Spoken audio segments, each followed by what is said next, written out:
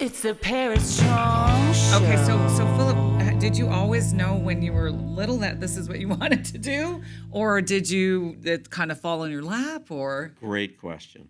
And the fact that being raised in the family company Yeah. business was that there were enough members in my family, including my dad, that worked within some realms of the film business.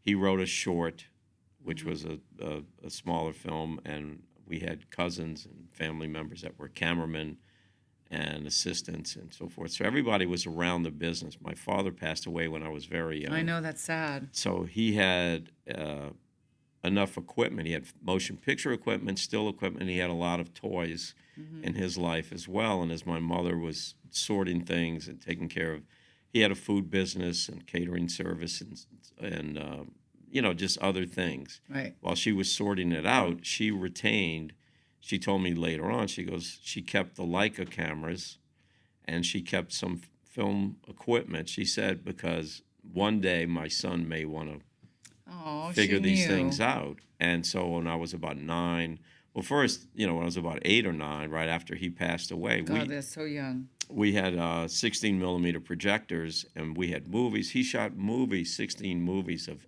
everything, the way people shoot with their iPhone. He shot sound movies of the family, like having dinner, doing anything. And so when relatives or people would come over, they had a fairly large living room and they'd set up a screen and look. So my mom said they wanted to see some movie, and she goes, but we don't know how to use the equipment. And I was 8. And I said, I can handle this. Oh, that's cool. And they go, how do you know? And I said, well, I watched Dad thread the projector. So somewhere there was a photograph of me standing next to a projector. So that to me was like, okay, that's where it started. I love that. And then we'd rent movies, and one of the early memories, and Vincent, my son, liked hearing that part, that I said I could have been 9 or 10, laying on the floor looking up at a screen of the Magnificent Ambersons. And, Orson Welles had directed, but I just kept looking at that. And to me, that was the change that I started understanding or becoming attracted to lighting and cinematography. And I was just like... So you knew right away. I just felt that was it. And I said, I was looking at that movie.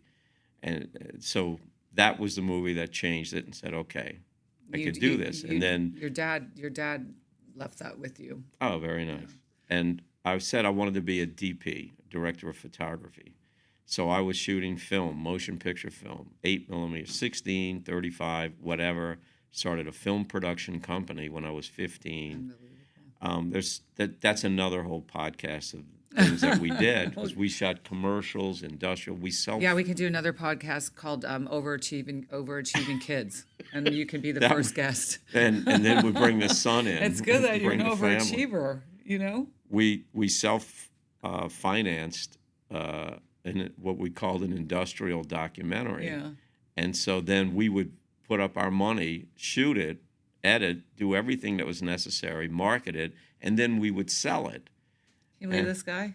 And, but again, shooting film, but carrying a camera on my shoulder and shooting stills.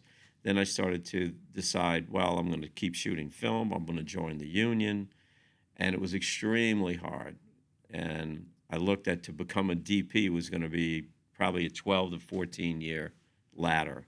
And I didn't have time for that. And I said, I was 18. I said, I'm not going to wait that long. So someone said, why don't you get a union card for shooting stills? You've been on a set your whole life. You know what to shoot. You just have to, apply.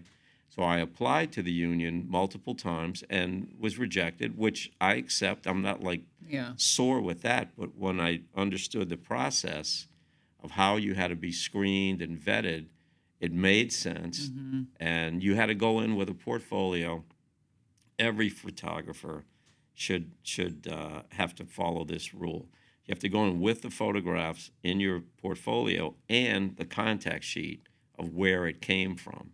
So they wanted to see how you got it, which makes all the sense in the world, because you can look at a contact sheet and you can see what kind of coverage the person did. Just because they got one photo, yes, they would be lucky, or, for that moment, it might just be a reaction of something, but you want to see what they were shooting of how they got it. That's interesting. They Yeah. want to see the contact sheet. It's right. So you see the whole layout. And so finally, when I got in as a still photographer in the very beginning, further backstories, you had to work alongside, I was like an apprentice. So you would have to work with another seasoned photographer. You wouldn't have a job Yeah. completely on your own. Who was which- your seasoned guy? Gal? Well, there were a number of them that since have passed away, but I learned from a multitude. Someone mentioned recently, even Dino De Laurentiis.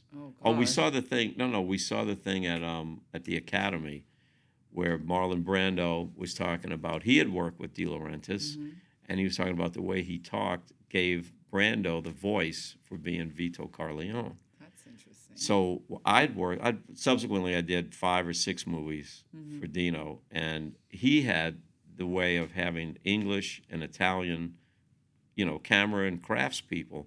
So I had like an incredible beginning of working with cameramen, DPs, designers, everything from Italy. And I was like the only, say, American in the group, along with a number of others. But you're Italian, right? Sicilian. Sicilian, that's right. So you were with the the people. We talked about that the other day. The moms that throw shoes at you. Sicilian. Sicilian.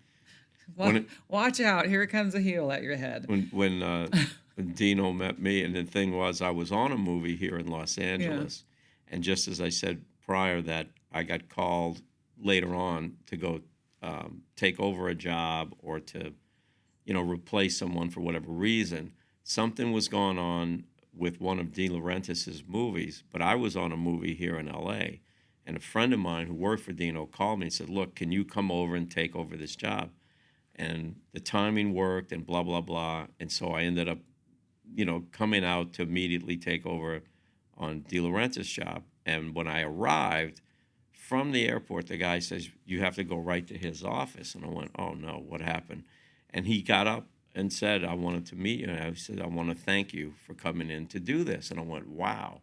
So he was very, very strict about running the still photography. He knew the importance of publicity, international publicity, more so than domestic, meaning that we would have meetings on Fridays with all the photographers, and you had to go in with your contact sheets. Think about that.